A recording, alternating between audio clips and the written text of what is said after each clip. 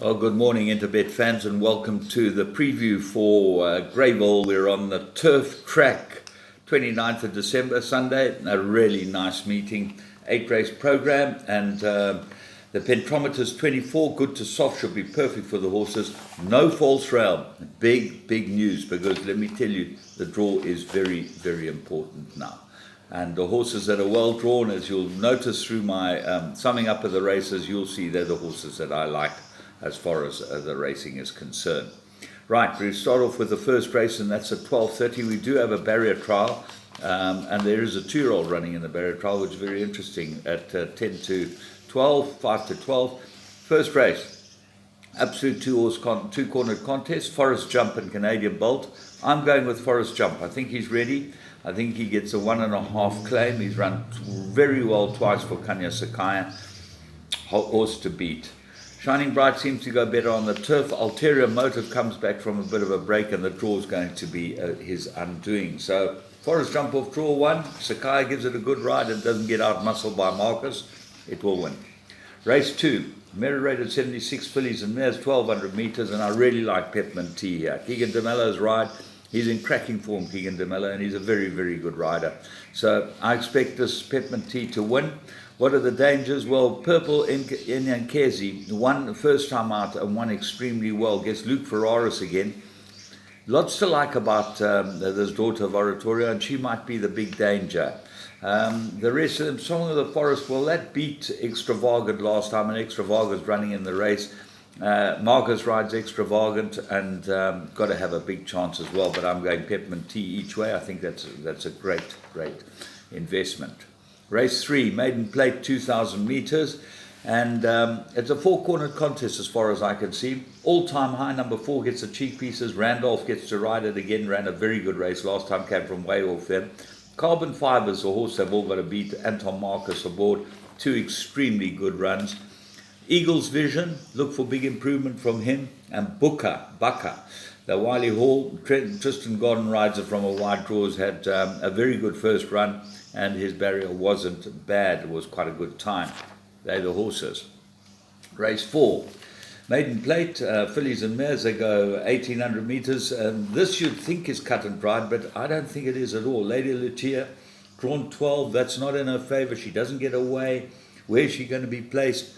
If she's not in a good position, she's got problems, certainly with no false rail. Batasana, we went for this very strongly last time. Marcus gets aboard it. We think that's a big jockey up, huge runner. Excessive Grace from the stable. Serena Mudley rides it, and he seems to be the stable rider, but I think Marcus jumped in and got his ride. Mission Beach, Briar, Craig Zaki, look for a big run from this one. I think it will run extremely well. Bold Move, Duncan Howell's runner, got some sort of chance. Race 5, fillies and mares, 68, 1,700 metres. And I really like the look of Stormborn Thunder here.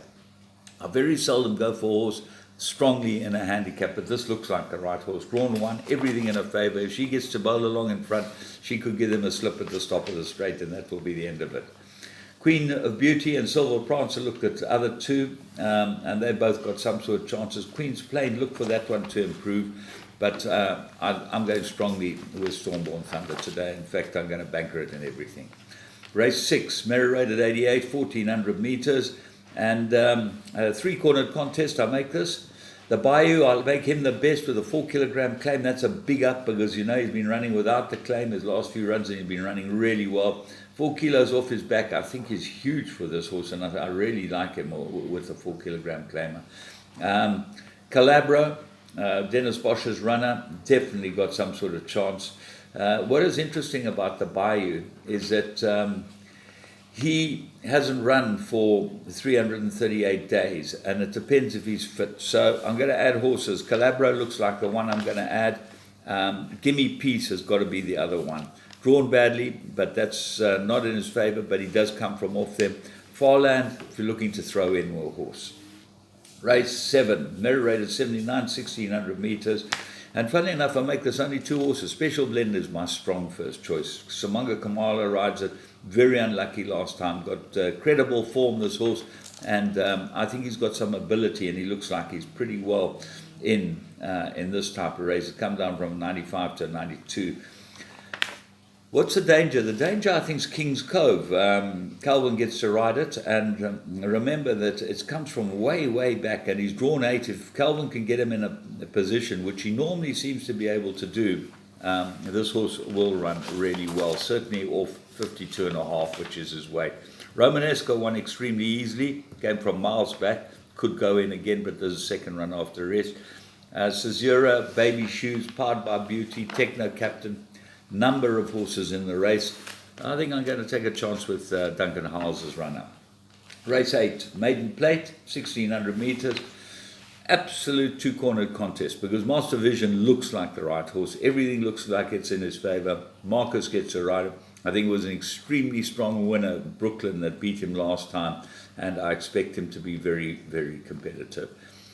Shamaso, I think this is the right horse to beat him. If anything's going to beat him, Shamaso is the right one. Have a close look at him. I think he'll run really well. Backgammon gets the blinkers off. He might be the better of the two Van Furen runners, and he goes in as my third choice.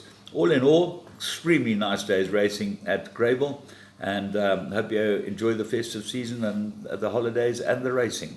From me, James Goodman, Interbet team, have a good one.